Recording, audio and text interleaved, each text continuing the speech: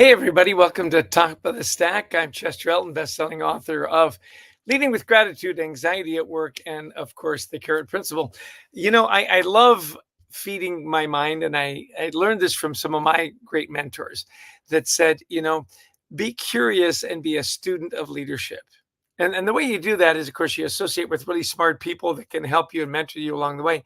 And also to have a good book next to you that you're just reading to feed your mind. Maybe it has something to do with your business. Maybe it doesn't. Maybe it's just reading for pleasure. It's so interesting to me that if you're like me, you often have a stack of books next to your bed, right? And these are the books that I want to get to. These are the books that I should read, right? And somehow we don't get to them. Well, I'm hoping to make a suggestion today that might move this book to the top of your stack. Last month, you might recall, we talked about Adam Grant's book called Think Again. I'm a big fan of Audible. So I first listened to his book on Audible, and then I bought his book because I don't know, I like the tactile experience and I like to be able to mark it up. Well, I enjoyed that book so much that as I was driving around running some errands one day, I heard this interview with him about his next book called Hidden Potential: The Science of Achieving Great Things. The Science of Achieving Great Things. Of course, I like it because it's got some orange in it. But over and above that, it's a fascinating read. And again, I bought it in Audible and then bought the hardcover book. Adam Grant, if you haven't read any of his books, Originals, I think, was his first big hit book. He's a master storyteller. And, I grew up with my father being a master storyteller. And the way he tells stories to make a point about potential and how you create incredible people and things out of this hidden potential. Well, the first story in the book is about the Raging Rooks. It's this chess, a high school chess club out of Harlem that competes for the state championships and the national championships. And they're these just regular kids in Harlem. The champions had always been these private school kids that had mentors and chess coaches since they were in kindergarten. And so no one took the Raging Rooks very seriously. Well, Adam Grant makes the point that potential is evenly distributed.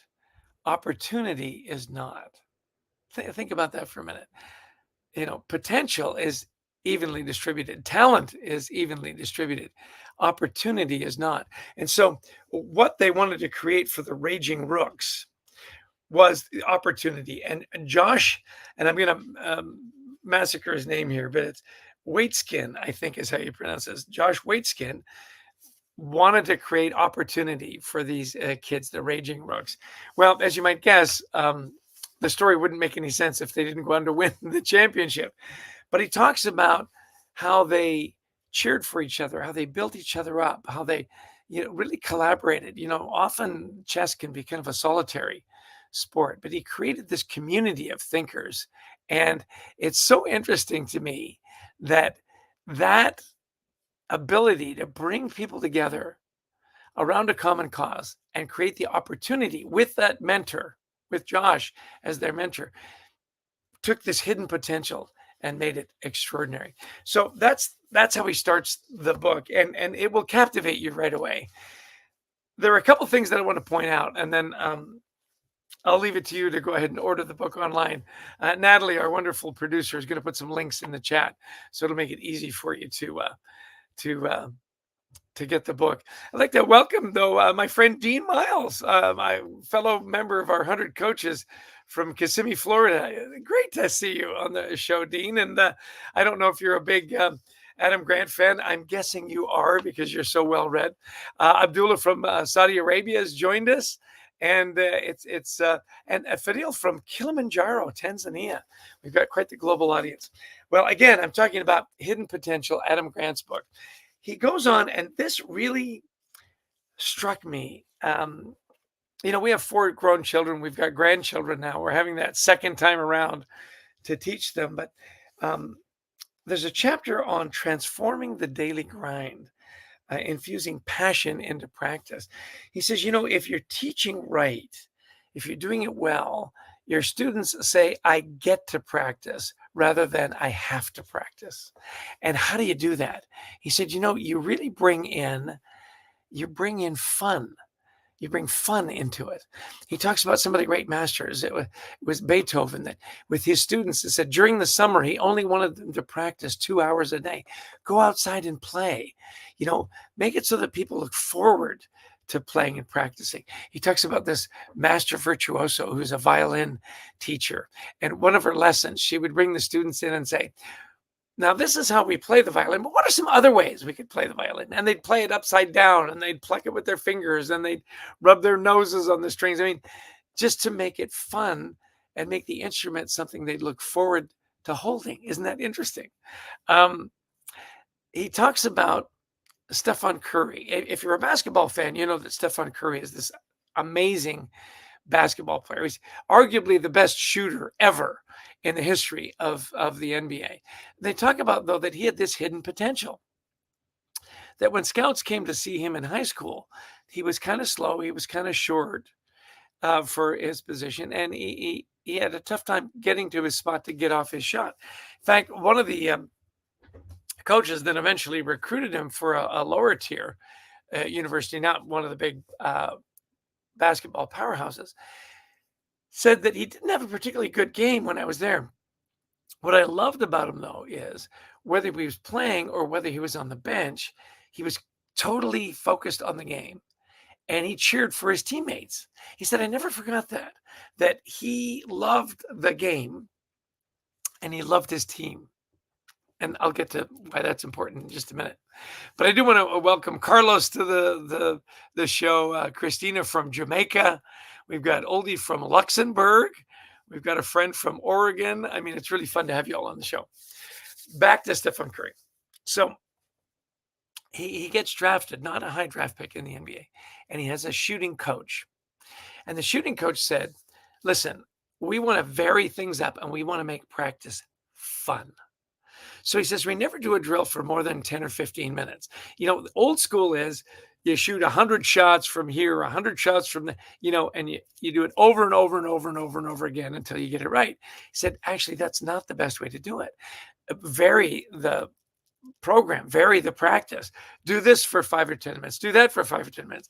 And then do crazy stuff. If you've ever watched Stephen Curry warm up, he practices shots from half court all the time. He had this one time, I don't know if he still does it, but as they would go to the off of practice, and then they'd clean the floor and everything, and they'd come back for the big introductions. He would actually shoot shots from the tunnel. And he would often make them, and the place would go crazy. Well, that's not a shot you're going to try in a game. You can't shoot the ball from out of bounds. The point is, it was fun. And if you watch Stephen Curry play, it's joyful, and that was the key, is make it fun. Now, I don't know if any of you have ever had a teacher that made learning fun or made it a little wacky or crazy. I'd love to see your comments in the chat line. But it is interesting that as I look back to some of the teachers I had and some of the coaches I had, and my greatest mentor of all time, my dad, he made it fun.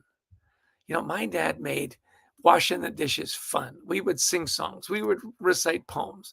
He made playing tennis fun, right? There's always something kind of different. We'd play with different colored balls, or we'd try something a little wacky. And it didn't occur to me till I was reading Adam Grant's book that that's probably why I love playing tennis so much, is my dad made it fun. Washing the dishes for me is not a chore, because I have these memories of my dad making washing the dishes fun.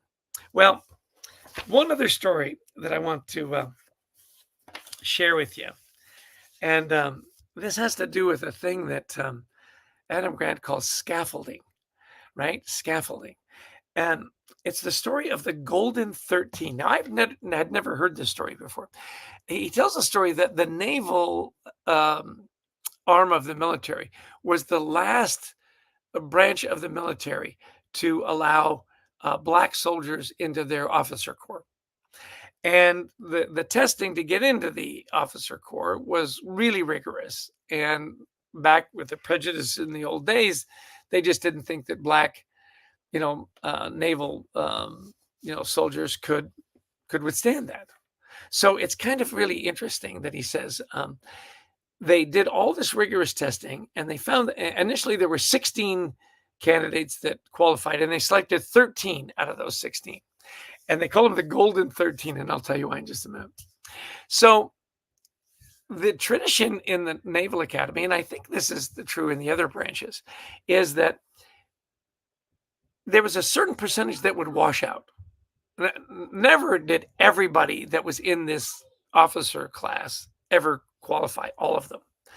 And of course, given the prejudices of the day, a lot of the teachers that were teaching the Golden 13 were racist. The last thing in the world they wanted them to do was succeed. And in the old tradition is in that core of officers in training, they would compete against each other because if you did well, then the odds of me washing out were higher. Well, it was really interesting. So what they did is they came together as a group, and they knew that everything was kind of stacked against them. But they said, here, it's really interesting. We didn't have expertise in all the areas you needed to pass. But in our group, there was always one person that was a little more informed, whether it was, semaphore flags or engineering or the math or whatever. And so what we did is we took that one person, and they would teach the rest of us the material that we needed to learn. They said we actually broke some curfew rules. We would meet late at night after curfew. They'd put sheets over the windows in the bathroom so no one would know that they were still awake. And they would teach each other all night. Now think about it. You've heard this saying, right? If you really want to learn something, teach it. So the teachers would teach, and they would buoy each other up, and they'd quiz each other, and they'd pair off, and they learned the material this way. So they'd take it from the class, and they'd take it into the bathroom, and they'd spend all night teaching each other. Well, Adam Grant calls this scaffolding. This is the thing that shores you up as you try to, go to the next level. Well, not only did some of them pass, all of them passed. It had never happened before. All 13 passed. Now, again, remember, they didn't have a lot of people cheering for them, right? So they didn't believe the scores. The commandants, the naval, they didn't believe the scores. So they separated them into rooms, just one rather than all being in one room. And they tested them again. Now, understand that one of the reasons they didn't believe the scores is because they were the highest scores that they'd ever had in the class. I mean, you can't make up these stories, right? So they put them in separate rooms, and they did it again. Not only did they all still pass, their scores actually went up. I mean, it's one of the great stories of learning, make it fun, make it challenging, but cheering each other on and scaffolding. I mean, building each other up. Let's all pass. My success doesn't mean your failure. My success, I'm going to pass on to you. Anyway, you're going to have a lot of fun reading this book. I would suggest Audible and the book. That's my way I learn. Adam Grant reads his books. He's a master storyteller, and the stories are inspiring. We didn't even have time to get to the Chilean miners story. Big finish about how they collaborated to save these 31 Chilean miners that were buried miles underneath all this rubble. Can't recommend it enough. Adam Grant, Hidden Potential. If you haven't read his other book, think again, put that on your list. They go quickly. Now, I always want to put in a little plug for one of our books, right? So the Gratitude Habit is our journal. I'm always inspired by these stories by Adam Grant because they are grateful for each other. They're, grateful for their students, grateful for their teachers and their mentors and so on. It's a 90-day journal for a more grateful life.